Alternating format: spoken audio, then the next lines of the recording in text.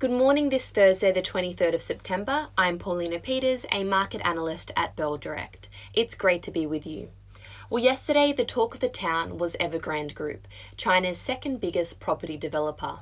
Evergrande had managed to rack up staggering debts of more than $432 billion on the brink of collapse.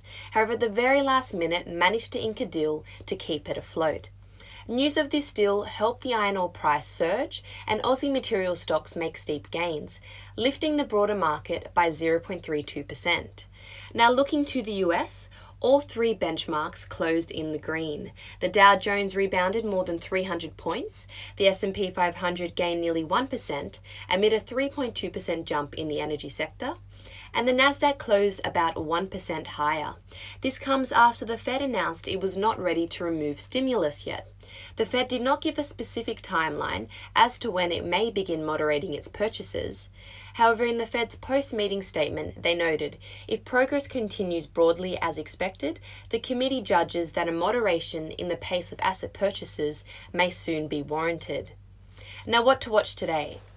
Well, following a stronger night of trade on Wall Street, the futures are suggesting the Aussie share market will open 0.19% higher this morning. In terms of economic news, the manufacturing PMI flash data and the services PMI flash data will be released today at 9 a.m. Australian Eastern Standard Time. Some companies going ex-dividend today include Eagers Automotive, APE, NRW Holdings, NWH, Cochlear, COH, and Genesis Energy, GNE.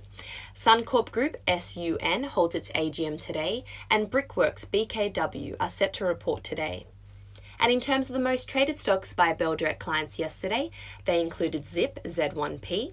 Its shares lifted 4.3% yesterday to $6.51, following investors responding positively to the company's strategic US $50 million investment in India-based buy now pay later operator Zest Money.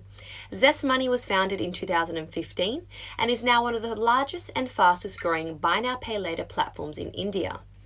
Another highly traded stock yesterday by Bell Direct clients was Fortescue Metals, FMG.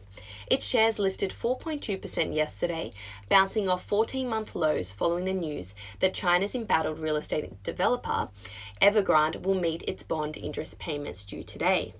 Now moving to commodities, the oil price climbed more than 2% following a greater than expected drawdown of US supplies. The gold price fell after the Fed signaled a sooner than expected interest rate hike. And the palladium price lifted over 6%.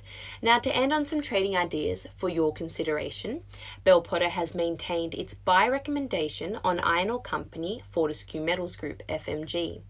However, have decreased its price target to $20.87, previously $22.52. Bell Potter believe that the sharp drop in FMG's share price is oversold and believe that FMG is in a completely different position than it was in 2015, which was when there was last a major iron ore correction.